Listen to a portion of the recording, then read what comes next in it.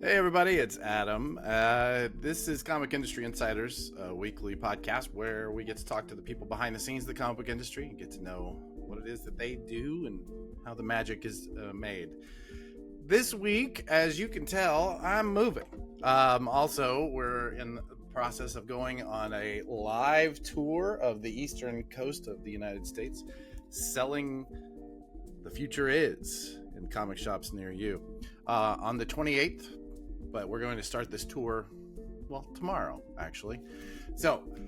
But we did not want you to miss out on this week's episode, so we invited some friends to do an interview.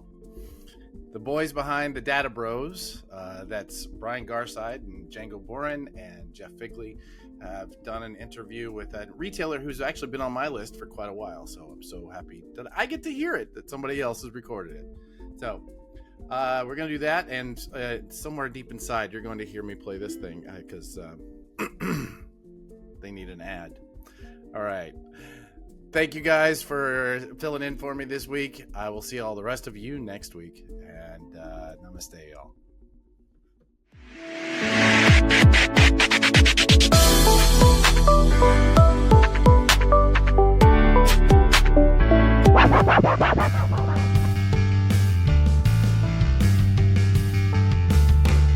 Coming to you from top secret field offices worldwide, these brave men and women fight a battle for truth, justice, and good, clean data. These agents of change make up the Bureau of Records, Objects, and Standards. They are the Data B.R.O.S.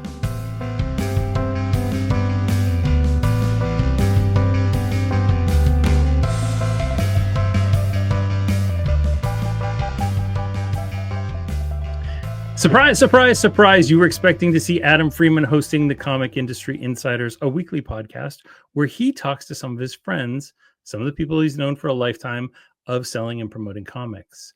And he talks to the people who have interesting takes on the comics industry, and he finds new insights into the comics industry. But you're not doing any of that this week because this is the TakeB.R.O.ver.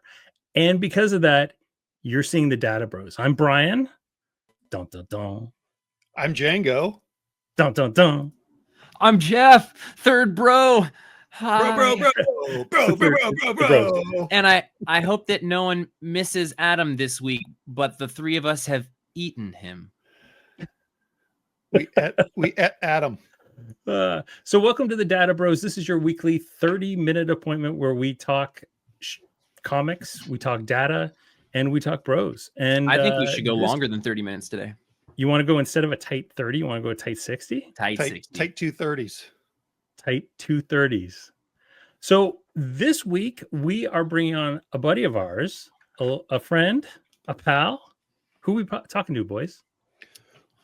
We're talking to Shannon Merrit, who owns 300 different nerdy stores in Memphis. And he's a good friend of all of ours. I think we've all hung out with him until very late at night in various cities. And one of the nicest guys I know. And he's hosted Jeff and me at his home and his stores. And gosh, I'm a little offended, honestly. I think when I say a Canadian thing, one of my favorite people in the comics industry, I mean it. To the point where my wife and I went and stayed at he and his wife's home about a month and a half ago. I got to work in his shops, visit all of his shops. Just one of the nicest people in the industry, and that's coming from a shy boy. Well, let's pull him up. Shannon Merrit. Shannon Merrit. Hello. Shannon. Hey guys, what's up? Not too much. We're just having the B.R.O.ver, the TakeB.R.O.ver, which is a really great portmanteau, Brian. I love that. And I love that when this idea was proposed to us that we were going to be broing over, we needed to think of who we wanted to have. And I wasn't part of the Django Brian conversation, but certainly when Django and I thought about it, one of the first people I thought of was Shannon, who has a unique take on business in general. Unique comic store and look at doing all of that. And I'm just glad that he was able to find the time to get in here for us. Well, Yeah, and I thought you were talking about an entirely different Shannon. I was like, we've already interviewed Shannon live. different. Shannon, please. Shannon Live and I have a joke about that. She's Shannon Live and I'm Shannon pre-recorded. It's beautiful, and it's perfect for today because you are pre-recorded. This is a pre-recorded segment. It's great. I love it. So Shannon, do you want to tell the listeners at home a little bit about yourself, or just kind of some of the stores that you own? Give people just a rough idea on who you are. Man, where do you want me to start? Where does Shannon Merrit come from? Where do I come from? I come from a little part of Memphis called Fraser. I grew up there till I was about 12 or 13, moved away for a little bit, then came back and pretty much lived there until I was a teenager. And then I just kind of been in Memphis, except for college. I went to Southern Miss and kind of a Memphis guy. So you have an interesting story pre-comics and other businesses, and some of the aspects of these stories I know you will have told me, but for the sake of listeners, I'm going to ask some of them again. But what is it that you did before entering the worldwide world of retail? While I was building out the comic book store, I was a Memphis Police Officer. I did that for 13 years. I thought I was going to do both. I thought I was going to be able to. I had a business partner. Just first of all, without any of my business partners, I would not be able to do any of the things that I do. So I'm not the only person involved in this thing. I'm just the one that has the ideas, and I'm like, hey, I think this is a good idea. You want to help me with this? So I kind of just wrote people into helping me. I was a Memphis police officer for 13 years. It had always been my dream to open up a comic book store. I thought I would be able to do it in coexistence with my police department job, because I usually work midnights, which usually left my days somewhat free to do things. And I had a business partner that I thought would be able to handle it without me after a few years.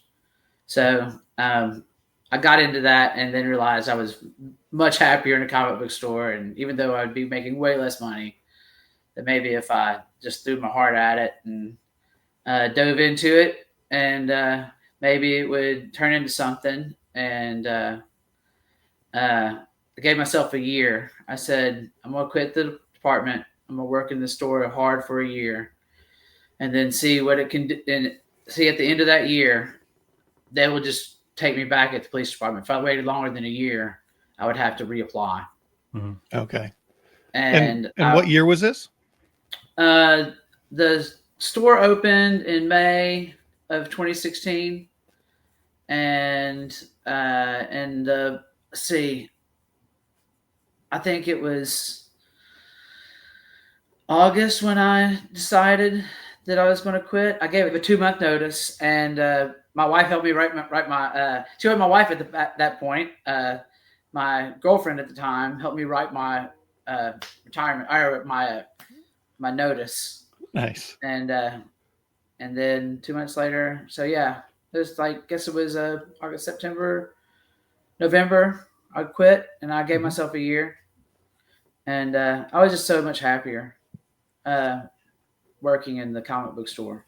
How far into that year did you get before you realized that you wouldn't be trying to get back to being a police officer? Well, I tell this story a lot in the store, and I tell it to people. It's just basically like when I was doing both things. For a while, I was doing both things for about 4 or 5 months. I'd go to work at night, wake up 7:30 in the morning. Get home at 7:30 in the morning, go to sleep for a couple hours, and then I would wake up, go to the comic book store, open it up, and work till 4, because it was just me and my business partner at that point, and work till 4, and then I'd go to sleep, go home, go back to sleep, and then I would go back to work that night, and that's what I did. And one night I was okay. I was okay with it because I knew I was working on something. I was working on getting it to where maybe, I get some employees take that over for me, and then I could be like a hands-off type owner. And for me, it was just like owning the comic book store. That was the whole thing. I really just wanted to, own one because I loved comics. I've always been a comic book dude. So, but anyway, I went to work one night and I was like, man, I really am tired. I should see how much time I have off, and I might maybe take a day tomorrow or something. And I looked up at the little sheet where they kept all our hours to take off, and it had zeros all the way across the board. And instead of being angry, I literally just thought in my head, you know what that means? That means I don't want to be here. Mm-hmm. Yeah. And about 3 months after I quit, man, I was just in the store on a Wednesday, and we got pretty popular pretty quick. There had never been a comic book store in our area ever, and it's Midtown, and it's a very diverse community. And we're in the Cooper Young district, which is a big, huge pocket district in Memphis, and very well known, and a lot of foot traffic. And so we had a lot of exposure. So our Wednesdays were pretty brisk at first. And this one day, I'm just slinging comics, man. And I'm just getting to talk to everybody, and everybody's happy. And I was just like, I had this feeling. I was like, man, like, what's that feeling? Like, I just realized it was happiness. It really was. Yeah. I mean, and like I said, I tell this story a lot because it was that moment. I was like, I'm never going back. Yeah. Yeah. I didn't realize that how much it affected me emotionally. And I think there's a lot of officers out there that when they quit, they realize afterwards, like how much you see and how much trauma there is out there. And before I was a police officer, I was in the Marines. Yeah. So I kind of had that, a lot of things going on with all that stuff. So. That feeling that you just described of like, oh, wow, I'm happy at my workplace for maybe the first time or something. Running a comic shop, owning a comic shop, like, there's this weekly grind that never stops. And it can very easily be your job, your job, but that is a feeling that still, especially on like Tuesdays or Wednesdays for me, I just get this weird feeling of like, I'm in the right place at the right time for who I am and like sort of my skill set and the challenges being presented to me. It's this real kind of flow thing that I love. Hey folks, we'll get you right back to the show in just a moment. But before we do, we want to give you a little promo about the Data Bros. Hi, I'm Carrie, Chief Juice Logician here at Murphy's Apple Juice, and I want to tell you about a very important podcast, the Data Bros. Finally, a show that dives into what really matters: beverage ratios, orchard yields, carbonation curves, and optimal apple pulp density. I mean, why wouldn't a podcast care about juice analytics? Each week, the Data Bros squeeze out 30 juicy minutes of insight. So if you love apples, metrics, and extremely niche podcasts, subscribe to the Data Bros today, because data, it's in the juice.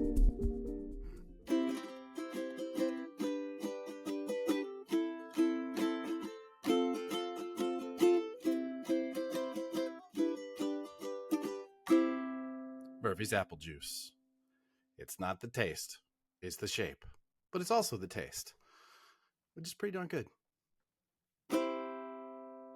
So Shannon, Django and I inherited our comic shop. We've been there for like 10 and 12 years. And the store itself has been open for 45 years. Brian has taken on the amazing task of running a comic shop now, and he inherited a whole sort of pull list from a pre-existing store. What existed for you? That's a good question. In those first like 6 months of Midtown 901, like, was there a subscriber base that existed that you were able to tap into, or did you have a wealth of inventory to bring in of your own to be selling to people? Because when I hear people mentioning opening up a comic shop like for the first time, that's something I can't relate to, because again, the three of us all sort of inherited ours in different capacities. What what goes in, what did you have? What did you need to have, your first couple weeks in the store? Okay. So I didn't know shit. I mean, honestly, I, very luckily, I was like, okay, this is actually happening. I better go read a book. And I think the name of the book was like Small Operator. I can't remember what it was. Small Time Operator. I think I've read Small that. Time. That's it. Yeah. Small Time Operator. And it kind of just laid out the business side very simply into a way that I could understand it. Mm-hmm. I bought a freaking book on bookkeeping. I kept our books old school style for about 3 weeks. And I was like, no, that ain't happening. Yeah. I'm gonna have to pay somebody because I'm in way over my head. That's the very first thing I did. I will tell you that our taxes the first couple of months were way off. One in one direction one month and one in the wrong direction the other month. And then I was like, yeah, man, can't relate to that at all. Man, I was just, I put at up to that point, I kind of put everything into the store. Mm-hmm. I had my pension, but I didn't have any. I was broke as a joke in the bank. I mean, it was just like I was, I didn't have any savings or anything. So I was trying to, get by on a shoestring budget after I'd put everything in the store. So my expense, I had to wait till it made any money to pay for any services at all. Right. Because my business partner, he was tapped too. So, we had a lot riding on it. So there was a lot of effort. Where'd you get your original stock and like what kind of stock did you start out with? Oh, okay. So yeah, that's the kind of the original question. I apologize. So that's going to happen a lot. Sorry. Love it. I like to tell stories. So the diamond thing, we figured the diamond thing out pretty quickly. It was right when Rebirth was coming out. Mm-hmm. We were opening up like 2 weeks after the Rebirth was out, which helped us out. Sure. Because we had ordered expecting to be open earlier, and we still had all the Rebirths on the shelf. Oh, nice. For a line of comics, it was kind and of I was like, I'm going to put them up where you can see them in the window, because I know there's some comic book dudes that are being like, I can see those Rebirths and I want them, Nice. So we had those. We got our Diamond stuff in, and also at that time, Diamond provided when you opened up the store, they provided you with like the best ofs of DC, and they provided you with some Marvel and Image, lots of Image stuff. I think a lot of number ones, and that was a huge help for us when they did that. I was like, man, golly, they really want us to succeed, because I didn't, like I said, I didn't know shit. Right. But that was that's part of that. And also my business partner, he had bought a collection through his dad's antique store. I think it was like 15 to 16,000, mostly silver age, bronze and copper age. He had been in the sports memorabilia business before, and he knew somewhat about collectibles, but he wasn't necessarily a comic book guy. Mm-hmm. He came to be a comic book guy by that collection, because he's one of those people that can just, literally, I'm not kidding you, he took the Overstreet price guide and he basically memorized it. Wow, that's awesome. He could go through, at that time, a box of comics and he could just be like, key, and then he'd be like, this is this much, this is this much, this is this much, this is this much. Did he update it when the next Overstreet came out? Well, I think so. He was selling on conventions, and I would help him at conventions. Yeah. So that's how we kind of got partnered up. He knew I had a lot of comic book knowledge, and he had that skill set of like pricing and seeing things. it just, we were good friends. We were bar friends. We hung out at the bar. He worked at the bar I hung out at. He'd always ask me about comic book stuff, and we just kind of just hit it off. Nice. So we've been friends ever since. And if I haven't said his name's Jamie Wright. Jamie Wright. So he's awesome. Good. You pick up from Diamond directly because you're right next to Olive Branch, right? Right. That was a huge thing. So I done some research about comic book stores across the country, just on the internet. I didn't know anybody that owned a comic book store, and that would talk to me. And one of the things that I read was like shipping kills us. Yeah. Right. Like it kills us. It kills us. It kills us. Well, I was like, well, Diamond's just right down the street. Like, will they let us pick up? I didn't know if they would let us or not. Mm-hmm. And I remember calling them, and we had to jump through some hoops, but we just took a check every week. And still to this day, we take a check, write a check to them, pick it up, and bring it back. It was a huge help for us because we didn't have to pay shipping. Is there like a list or a group of you retailers that go out there that day to pick it up, or is it okay? I did it for probably 5-6 years. I would see several comic book stores. I knew it. They would all get there at the same times. I kind of varied when I went because just odds and ends throughout the day. Right. But I'd see several comic book stores from across Arkansas, pretty deep in Mississippi, and of course all the Memphis stores. So yeah. So how long? Eventually, you opened another store. What was the second store? Was it the toy store or the game store or the hybrid store or the coffee Spoilers. shop? Shannon not only has comic stores, he has all sorts of stores. He's like that cover of Hal Jordan with the rings, but each ring is a store. So the comic book store, to be honest with you, like I wasn't making very little money. Mm-hmm. I Comics. hear that. We love it. Yeah. We love it. I've still not made a dime off mine in 5 months. I hear you. I had a guy call me, and I got to give him credit. His name is Charles Arundel. I think he works for Ultra Pro. Nice. Okay. I think he works for Ultra Pro now. At that time, though, he worked for GTS, and he lived up in Washington, actually. Nice. Oh. And I believe he was living in Seattle. He was from Memphis, and he called me very excitedly one day. He was working for GTS distribution, and he said, "Hey, I heard you opened up a comic book store down the street from my childhood home. It was always my wish to have a comic book store in that neighborhood." And he said, "Man, let's." He said, "Why don't you carry Magic the Gathering?" I said, "I don't know anything about it." He said, "Why don't you start carrying some games?" I was like, what's this thing about games? And so I started carrying games. I started having game nights, and I learned the Magic card business a little bit, and learned how to host a Friday night Magic. Yeah, what they call it, draft tournament. Yeah. And I would pack them in that back small room of that comic book store, but there was nowhere else to play in Midtown, so people loved it.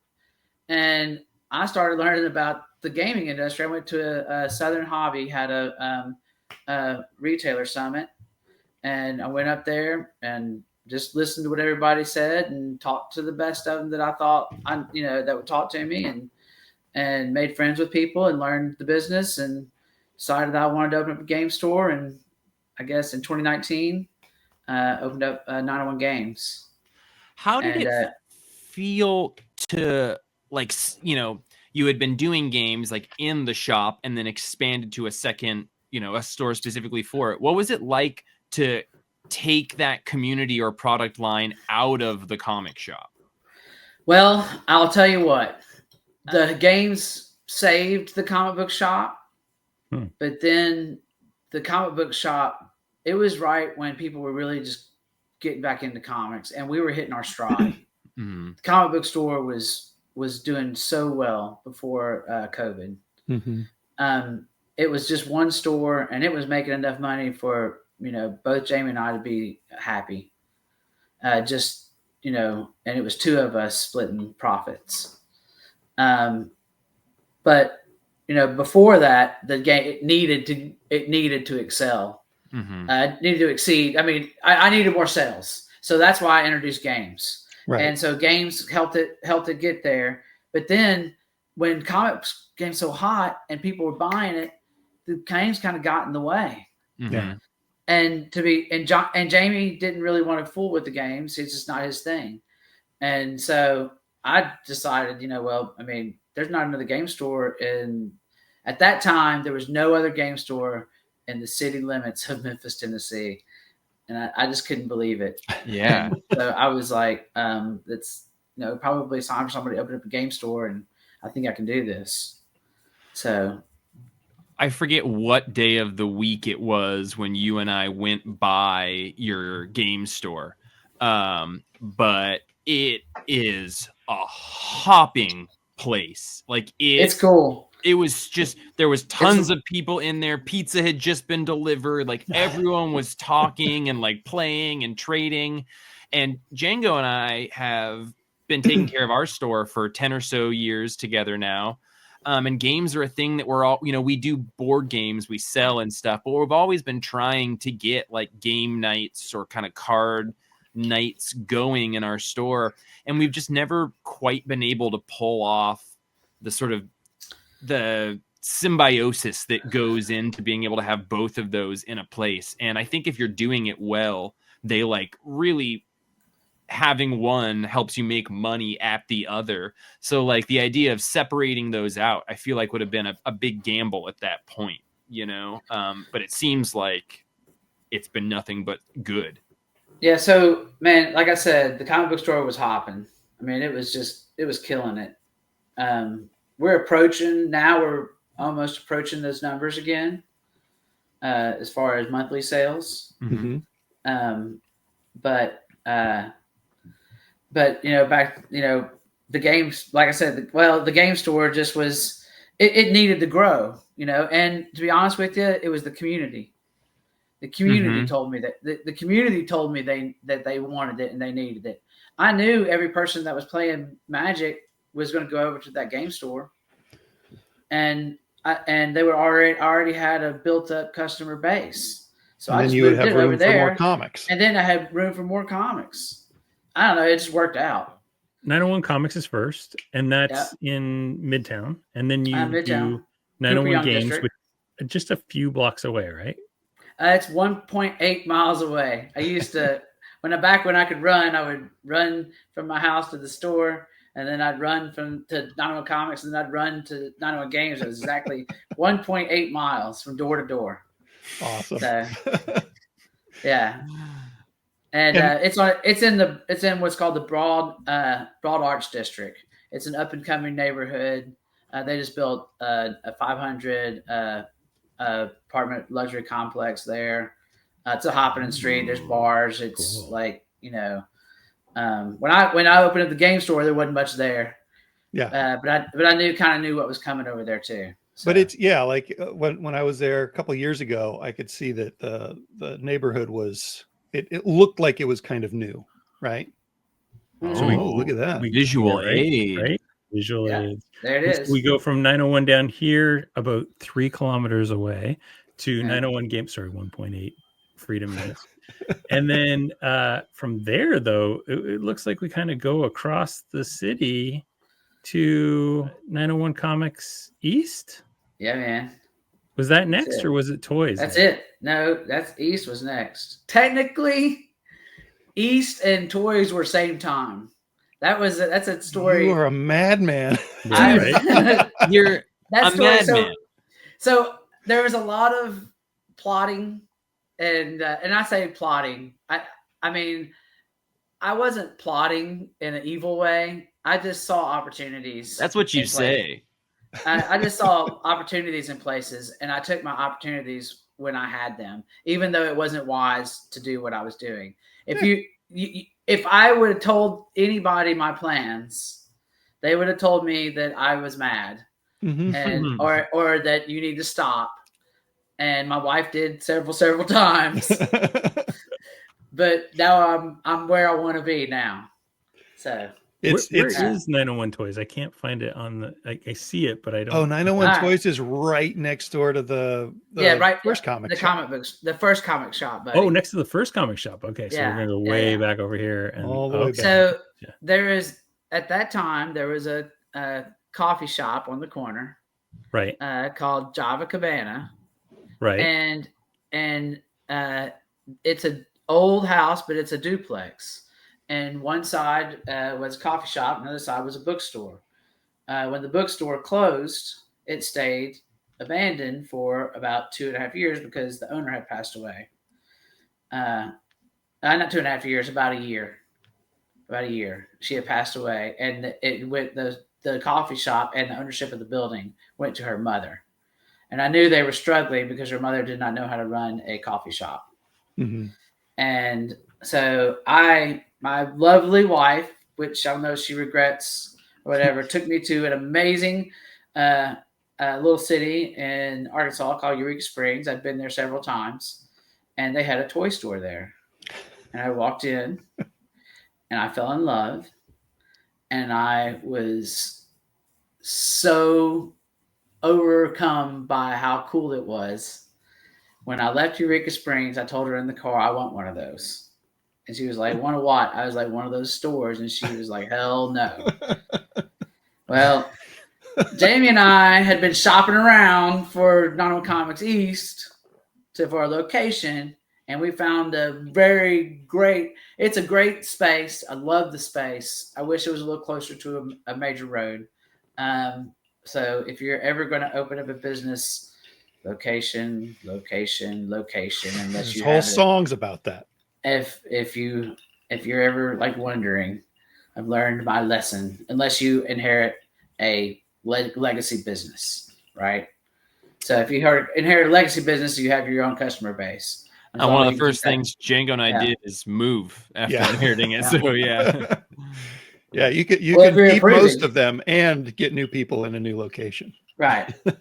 So I had been talking to the lady who owned the coffee shop about renting that space out because I was going to put my toy store in there. And I was kept going to ask her till I just driving her crazy.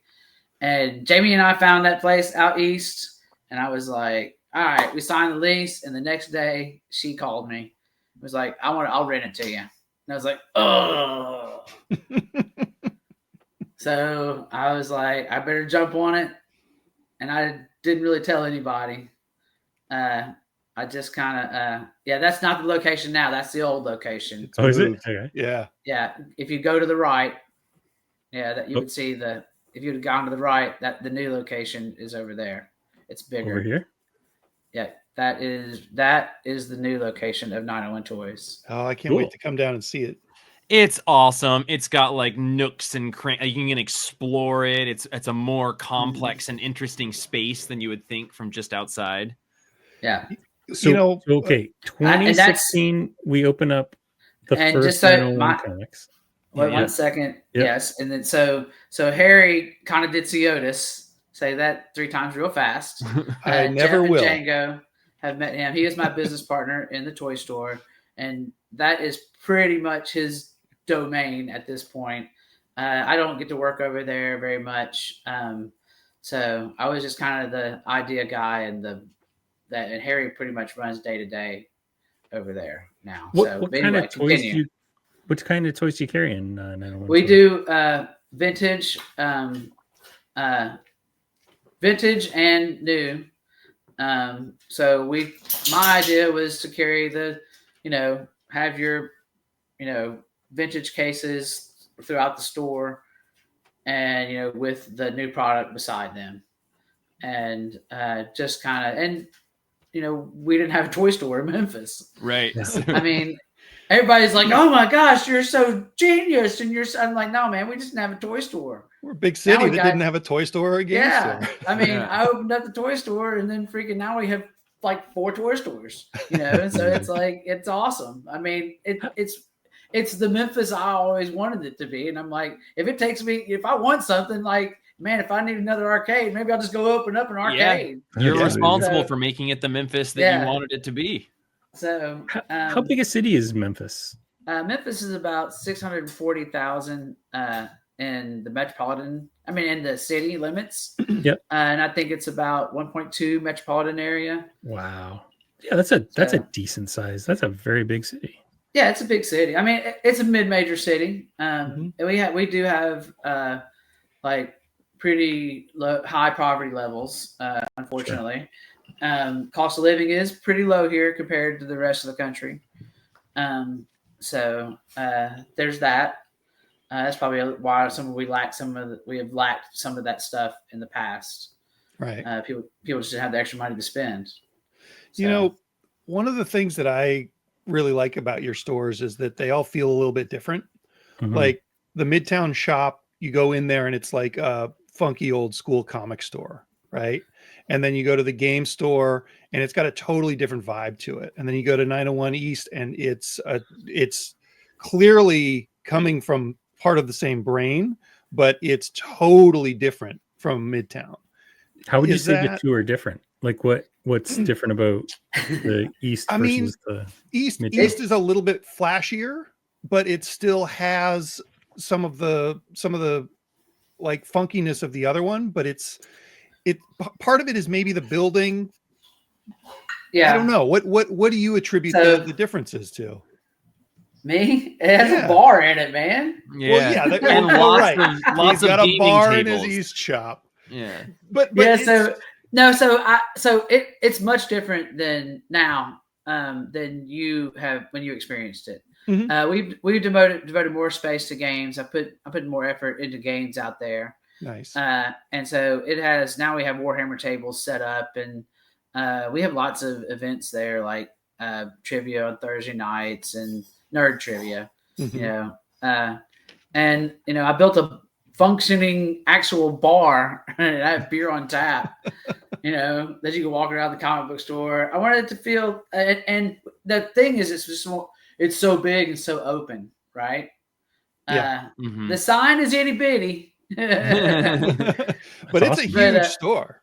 Yeah, but it's 2,800 square feet. Yeah, it's like, I think it might be 3,000 actually.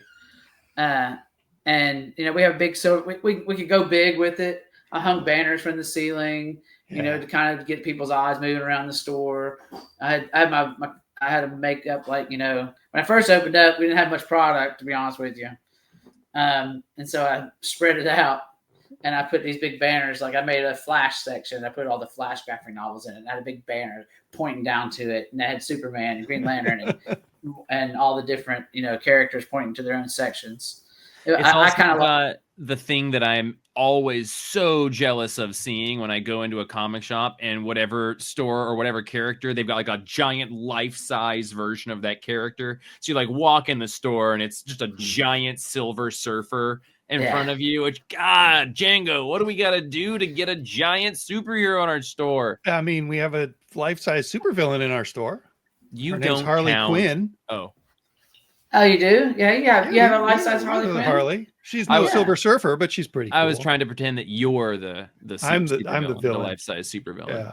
The game store takes credit for getting that Silver Surfer, because I bought almost all my fixtures from a game store that closed in Fredericksville, Tennessee, and the guy had that Silver Surfer statue, and he was like, "You want that?" And I was like, "Man, my comic book store's not big enough to have it." And then when it was big enough to have it, I called him up and I was like, "Yo, man, that's the old store, man. I built those shelves." Yeah. Oh my gosh. There's that guy. That's from the Fantastic Four movies from the 2010s. Yeah. Yeah. That is, we need to update all our pictures. Those are old. So Batman has a cape now. So nice. Shannon, look at that art.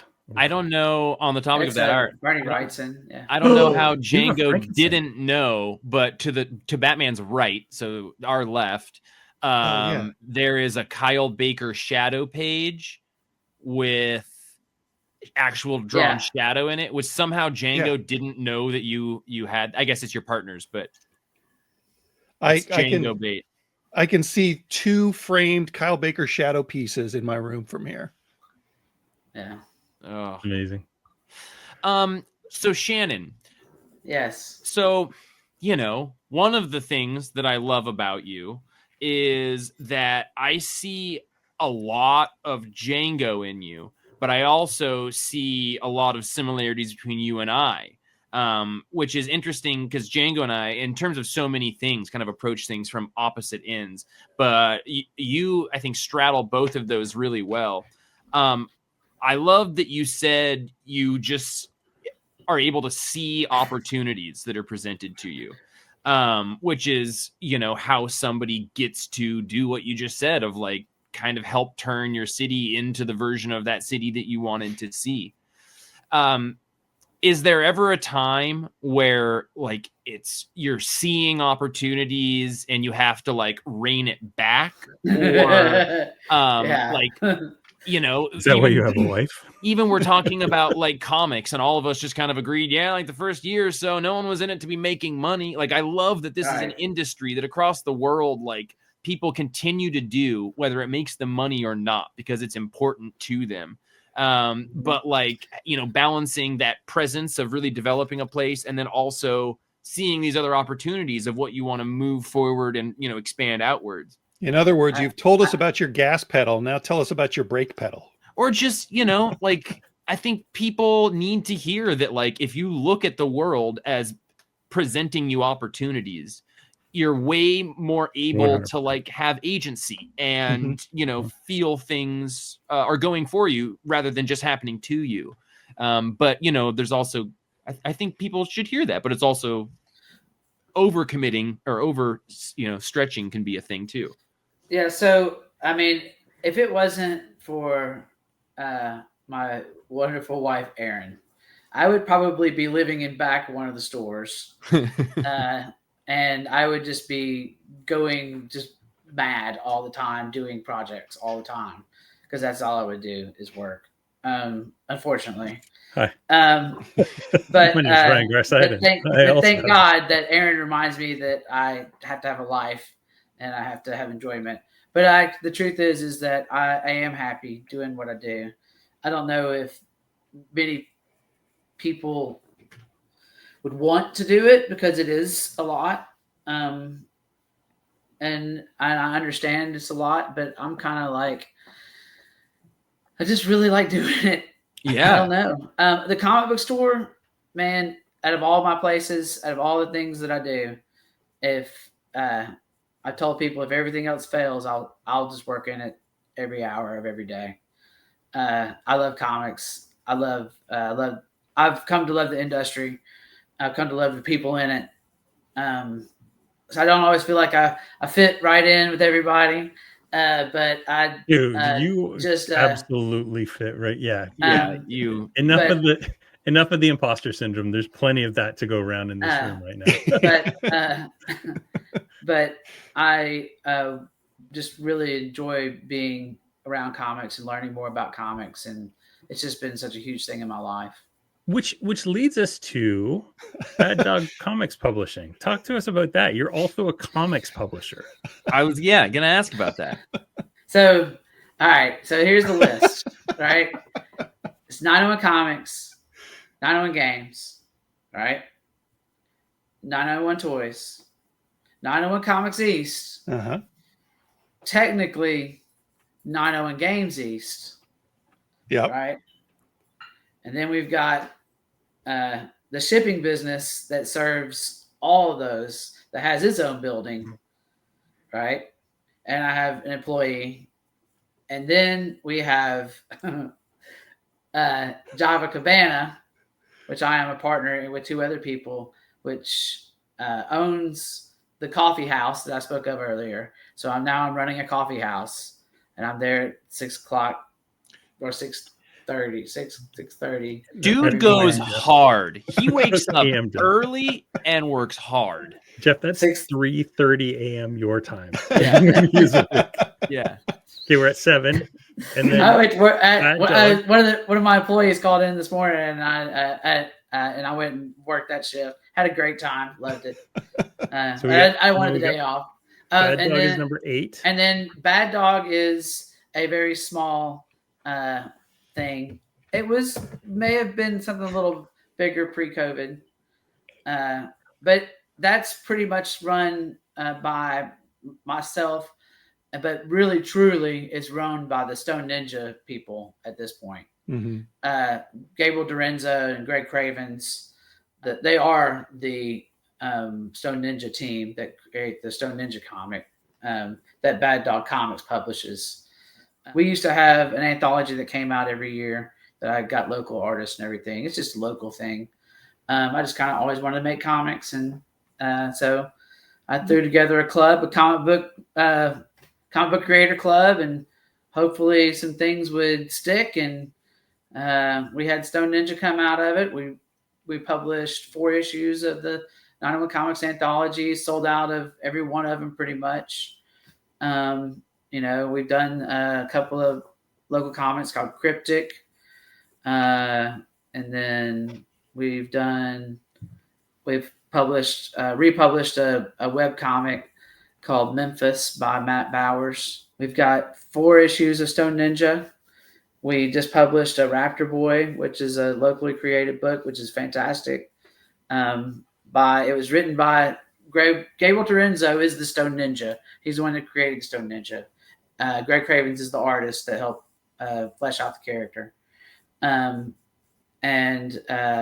his son, Gabe's son, Benito Dorenzo, he wanted to write a comic when he was a kid, and so Gabe encouraged it. And he's 15 now, and he's written this really amazing, fun comic that a local band made a song about because his guitar. I mean, it's really awesome. If you just Google YouTube Raptor Boy by The Symptoms, and you can see this very cool video that's been about this kid who created this character from when he was in kindergarten and finished a comic when he was 14 years old. Wow, that's awesome. And it's a beautiful comic, and it's just awesome. And issue 2 is coming out with that. So did Memphis just not have a comic book publisher before? No, actually, I think there's quite a few local publishers. Nice. I think there's some. There's a Black-owned publisher that's been publishing for many, many years. I haven't seen them recently, but I know that they published for quite a while. Nice. So I just want to reinforce to anybody listening here, if you're listening because you love comics and not because you own a comic shop or something, I think, Shannon's testimonial here shows that all you need is a love for comics to be able to open a store. Django and I certainly didn't have a massive expertise in it beforehand. Mm-hmm. Brian, I don't think did either. And Shannon, you're saying you learned all of these things. So again, listeners, just seeing opportunities and believing that there is a path forward to do it. And comics are such an industry filled by people who genuinely love it. I don't know if I can think of a kind of type of store where the ownership, across the board is so in love with it, whether they're making money. Records. Yeah. Maybe Records. Yeah. That's the closest thing. And, from being in your shop for a handful of days, your love for being there is quite evident because everyone that came into that store was looking for Shannon. They wanted to talk to that guy that owns the shop that loves comic shops, and especially when Django and I were in our store full time, that was a thing. It means so much to me, and I'm sure it does to you as well. You don't take that lightly that people love getting to see you.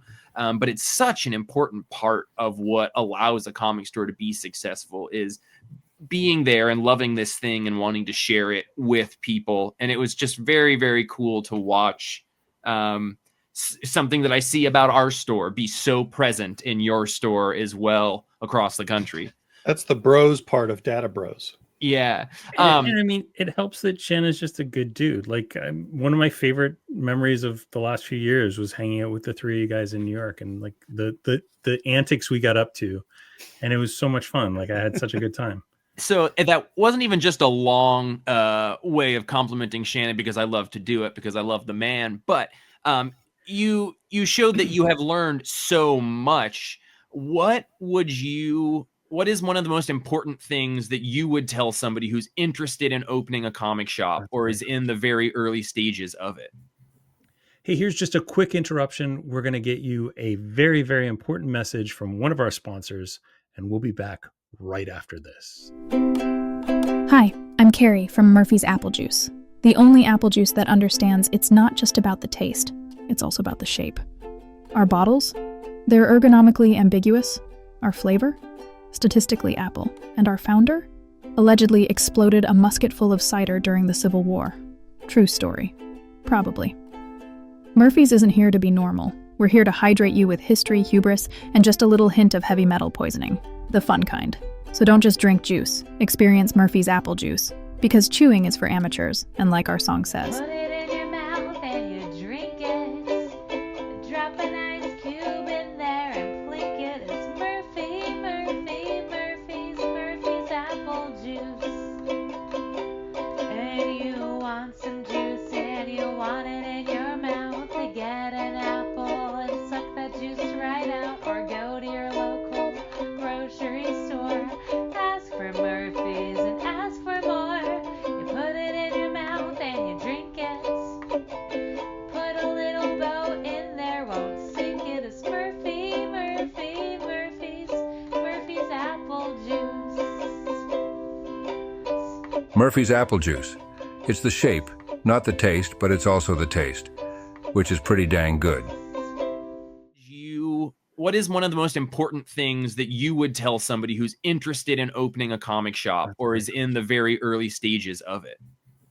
You can't be afraid. Yeah. Well, no, that's not true.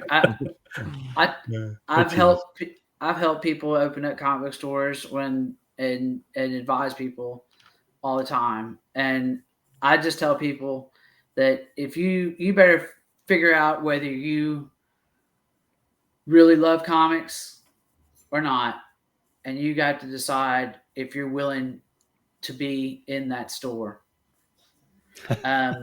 Yep. Because unless you just have buttloads of money and to pour into a store to make it just attract everybody to come into it because it's the most amazing store in the whole wide world, right? You got to be in that store for it to be successful. Yeah. You got to love comics because the fans will know you're a fraud. Yep. And you got to love all comics. Mm-hmm. You can't be penciled into one thing. You got to be everything to me. Yeah. Because everybody that walks through that door is a customer. Mm-hmm. And we're in an area where I'd probably say a third of the people that walk through our door have never walked into a comic book store before, and they're not comic book collectors. Mm-hmm. Yeah. So I got to make sure that I can sell my store to those people. Yep.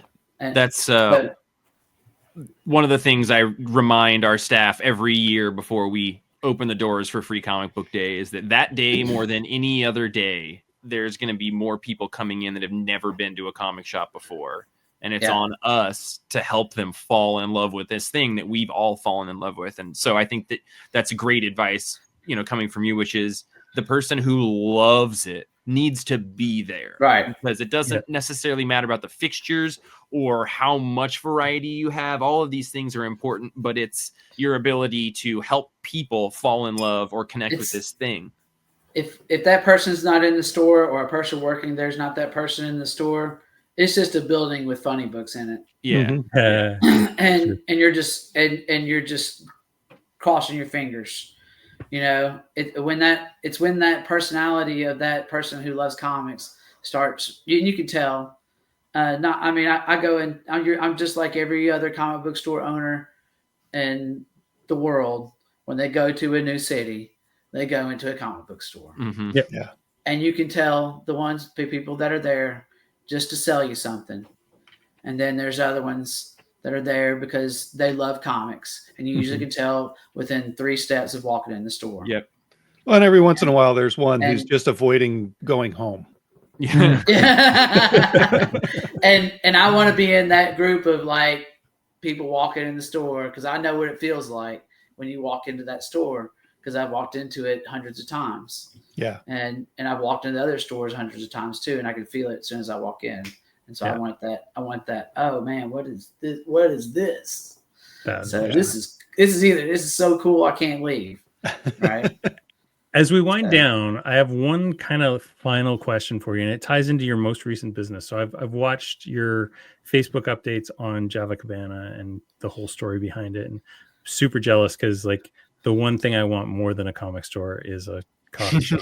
I want a combination. You better love coffee. You better love coffee. It's called the Ajax Comics Cafe.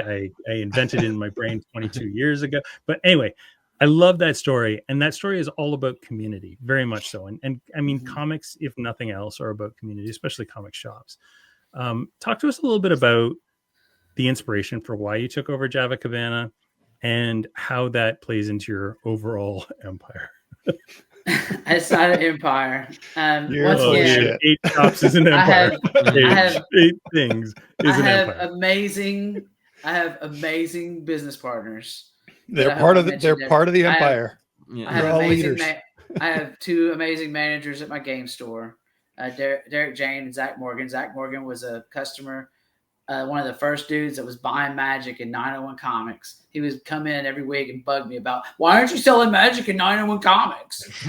and he's now my manager at one of my stores. And Derek is the manager of the other game store. I've got amazing Zach Lassiter that manages 901 Comics that really, truly runs 901 Comics right now, even though I'm there 4 days.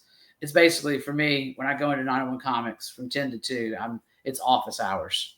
Right. Sure. Monday through Thursday. It's constant collections. Wrestling with that POS system that you got roped into. Man.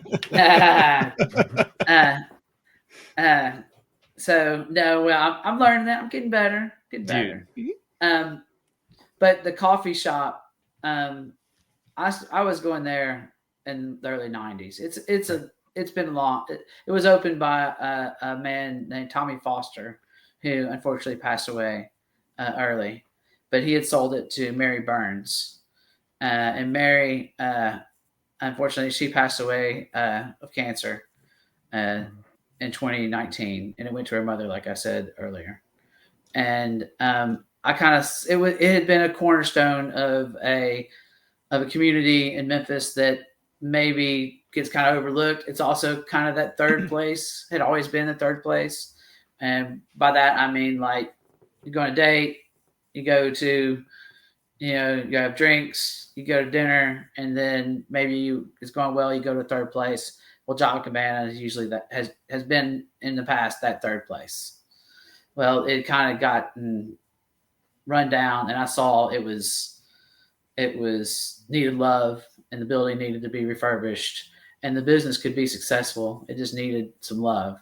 Mm-hmm. And that's why I wanted that to put 901 Toys in there, because I wanted a foothold in that building, because I knew if I was a renter of that building that I would have an opportunity to buy it, and I would pay less because I would be owner operator. I would be what's it called? I can't remember the actual term. Owner occupied. Mm-hmm. So just shout out everyone listening. That's an instance of like Shannon's seeing of opportunities around it. Like, hearing him talk about while I was out there, just like the awareness of like transitioning from like a building that's being rented to somebody by being like lots of things I just didn't think about. That is stored up in that beautiful noggin of yours. Again, just the lessons that we all learn. It was a very difficult negotiation to get the building. And it was a lot of renovations. But I just wanted to be, first of all, I wanted Java Cabana to stay open. Mm-hmm. I think it's been a spot for people who haven't had a place to go for such a long time. Yeah. It's a very creative space. There's a bunch of musicians that started there, got their starts there on open mic night there. It's just always had this community vibe, and I just kind of, we've lost some places in Memphis, and I didn't want Memphis to lose Java Cabana. So I convinced some knuckleheads, Harry Conadiziotis and Blake Markham, to invest in it with me. And I told them I'd learn how to make coffee, and damned if I didn't. And get my, try to do everything as local as I can. I learned that from my friend Ty Timms, who is a chef down in Mississippi. And he's like, if you ever open up businesses, try to do as much community and local stuff as you can. And so I learned from him. And so and also, man, it doesn't get cooler than being an owner of Java Cabana in Memphis to me, because there's some really cool people that own that place, and I'm honored to be an owner of it. That's and cool. I want it to be successful, and I want to pass it on to somebody else. So that's awesome. So even just from like hearing Shannon talk and, about Java Cabana, like it's clear how community focused so much of what you do is, or, the importance of a community and building the community. That's something that I consider to be one of the most important parts about allowing or being able to make a business stay open, because industries will go up and down. But if you make your customers or the community love that space and, it's valued, you really, times will get hard at different times, but they'll keep it open. So yeah, like Brian said, as we're winding down, Django and I have been on a number of podcasts lately, a variety of places, and it seems like a thing that is often asked is something along the lines of like, are you worried? Is the comic industry dying? Again. And I don't even want to ask that, but what I am curious about is what in the industry right now is one of the biggest hurdles to get through in running and operating a comic shop right now in this sort of last several years of large transition. What is one of the things that people might not know that is causing more work for comics than they know? To be honest with you, man, for me, it's time. Mm-hmm. That's why I'm trying to reduce the comic book store is the most complicated to run of all my businesses. Yep. 100%. It is, there's so many moving parts. There's so many things. For me, time is the thing, and having a properly trained staff, which I am limited in that because there's not a lot of people that in Memphis that can work for fortunately what I can pay. Right. Try to pay as much as I can, but also can't afford to have 5 to 6 employees. Right. I'm a 2 to 3 to 4, including me, operation. That store was built as an owner operator store, which means the owner operator needs to soak up 30 to 40 hours a week. I'm only in there 20. Right. And so for me, the biggest hurdle is getting my ordering down and not missing those subscriptions for my customers, which is my lifeblood. Right. For me, like we're talking, I told you I didn't know Jack, right? Like we went from a handwritten subscription system that we used for 2 years to my wife creating a spreadsheet, which somehow, some way, somebody would jack up every month. It was probably me. But it was a pain in the ass to finding League of Comic Geeks and them having that forward facing, and you can, and to me, that just shows right there all those things we've had to change that so many times, right? To either adjust or to serve customers better and stuff like that. That is 100% trying to figure out those books and figure out how to get them in those slots to get them to the customers on time, so they're not upset, so they don't leave you. Yep. And so, like, that is definitely, my hardest hurdle to overcome. I don't know about other people.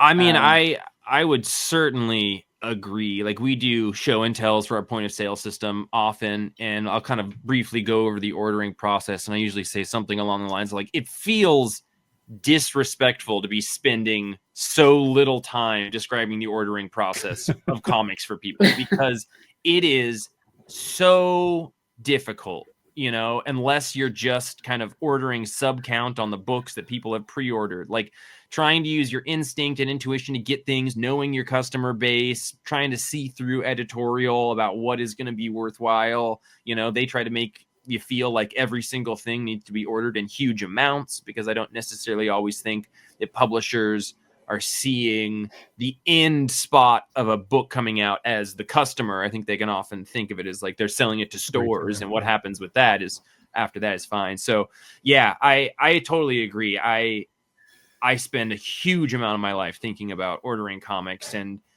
probably kind of abusively so. I'm very critical of myself about it, but I also really love a game that doesn't ever have an end point, that doesn't have a clear winner. Like, you're always in the sandbox. Yeah, you're always working on getting better at it. I'm always amazed at stores that don't. So we're a store that carries a lot of back issues. And we have a lot of low sell point issues. We have dollar bins, $2 bins, 50-cent bins. We got 25-cent bins that people, and so we rely on back issues a lot. And I know, like, I walk into stores and I see they don't have very many back issues, and it's all new comics and graphic novels, and I'm always so impressed. I'm always like, man, you guys got this down, because they have to be, because I've been in hey man, I've been in 2 stores. You say that? I've been in 2 stores over the last 2 years that they make all their money off of new issues, and they're owner operated, and they're in there all the time, but they do it. And they've been in business for years. Like 10, one of them's been in business for 34 years. Yeah. If you're ever in Jackson, Tennessee, everybody, if you're ever going through Jackson, Tennessee, stop at Comics Universe and visit Miss Rethel. It's one of the most amazing stores you ever walk into ever in your entire life. That's what's so great about comic stores, is they all find a different business model. Like, there's no 2 of us that have figured out how to deal with all this chaos the same way. A customer walking that place will go, this is weird. But a comic book store owner walk in that place, they're going to go, how? Yeah. And then tell her that you're a comic book store owner, and then she'll tell you. But if you're just a customer, she won't. Yeah. That's awesome. So, yeah, she's awesome. Amazing. Brian, is there anything else we need to clean up before we thank Shannon endlessly for coming to hang out with us? I wanted to put on my... Oh, I'm sorry. No, you go ahead. You go ahead. I just wanted to put on my Adam Freeman cosplay here for a second. Mm-hmm. You guys ready? Mm-hmm. Oh, what are you doing? I'm putting up my... he's got one of these in the background of every shot he's ever in. He's got an array of circles. That's too funny. Sorry, that was a very visual joke for a podcast. Our auditory listeners. Yeah. I have the most important question to end things off, Paulus. So we have a text chat. That text chat is called the Sando Bros. Mm-hmm. Shannon, yes. Tell us the best sandwich you've ever made. Ever made? Yeah. Well, it's my New York chopped cheese sandwich. I've heard about his chopped cheese. Talk to me. Tell me. So what is chopped cheese? Tell me the whole story. What's in the sandwich? All right. So chopped cheese is a sandwich that's made in mostly New York bodegas. It's known to be like pretty cheap street food that you can make for, pennies on the dollar, and you can sell it for a good price point for people, want a cheap snack. It's just kind of like a very low end New York street food that has kind of found this niche, right? And so I'm a big fan of the sandwich. It's you take some ground beef and you chop it up real well. I make when I do it, I make my own hoagie bread. Ooh. So, and I vertically integrated sandwich. Yeah, so I make my own hoagie bread, and then you gotta have a flat grill, and you take your ground beef, you throw it on there, you salt it with some good salt and pepper, and you let it sizzle on that side. You really chop it up. You take a good hard chopper and you chop it up where it's flat. You mash it down. You want it to get crispy. When you ever have a burger and it's crispy, smashy, yeah. So when it starts getting crispy, you take it, you flip it over, right, and then you take your onions and your serrano peppers. You chop them, slice them up real thin, pop them on there, right, and then you get that going. You chop that up. Some people don't chop it up. Some people chop it up. I chop mine up. I like it divided up in sandwich. Chop cheese, right? In the name. And then there's some people that say you don't chop it. Sometimes you do. I chop them up. So he does more salt and pepper on there, and then you wait and you get it crispy again. Then you got to wait to put your garlic on there because if you put your garlic on too soon, it'll bitter. Mm-hmm. So when you start smelling your onions and your green peppers, it's time to throw the garlic on there. You throw that on there. And then when you can smell the garlic, you take your cheese. You lay 2 slices of cheese on it. Then you get it ready. You cover it up so it melts the cheese, right? And you get your hoagie over here. Your Honor, what kind of cheese are we talking about? It's American cheese. Okay, all right, yeah. I don't know what you we'll call allow it. I don't know if you call it Canadian cheese up there. I don't know. No, we call it tariffed cheese up there. Right. Damn. So, well played. I'm sorry about our president. It's okay. I am too. Yeah.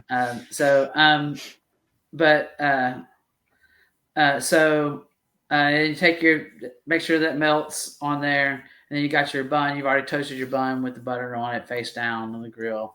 Pop that up.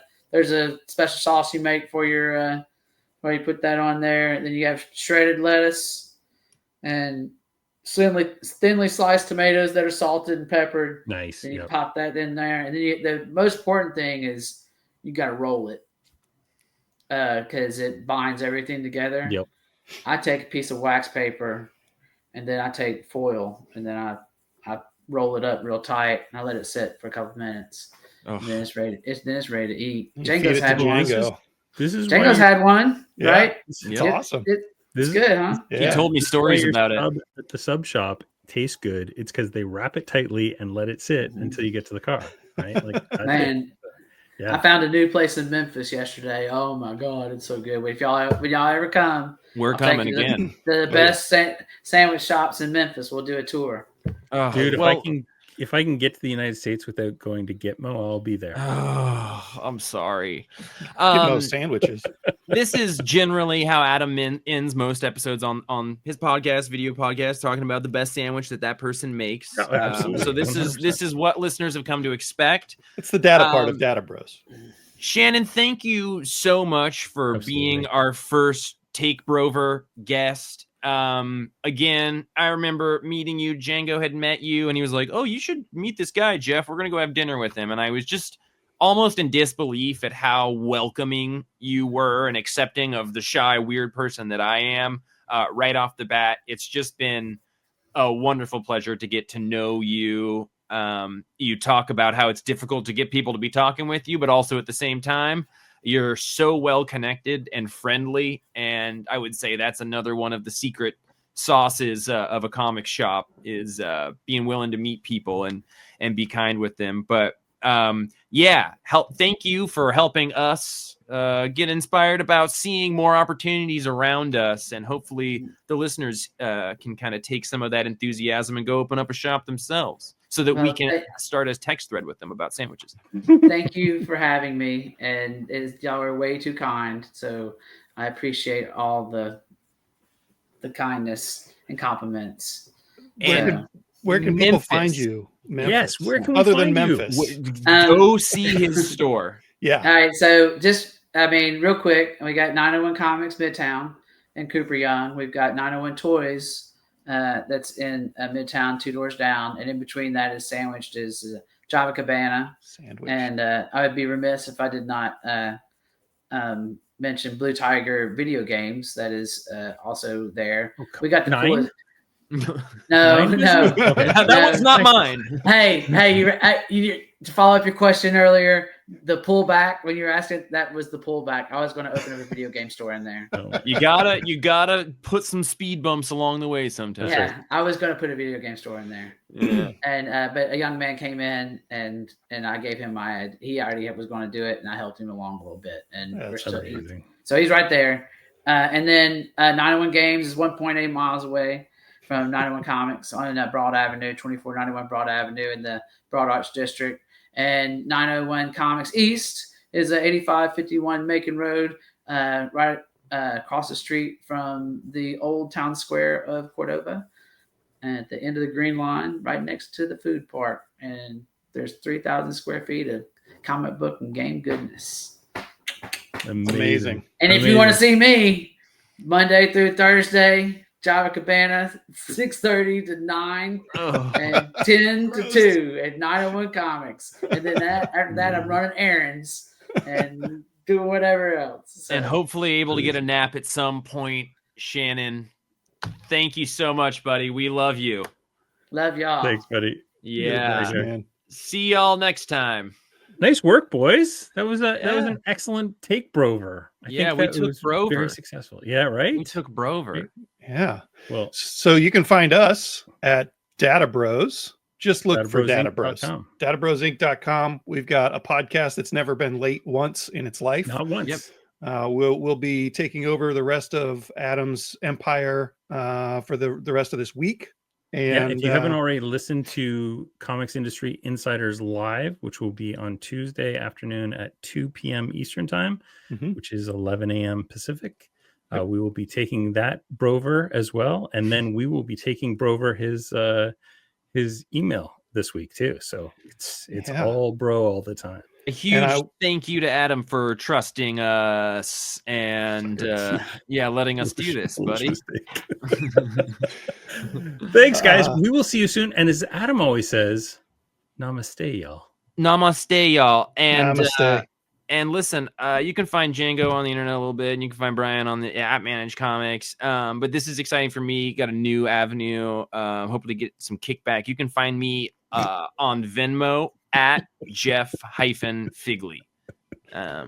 Jeff. So that'll get right to me. Whatever you think's fair. Whatever you think. ABH. Always be hustling, folks. I own a comic shop. What am I gonna do? Go listen to our old episodes on Comic Industry Insiders and check out Manage Comics and Comic Shop Assistant.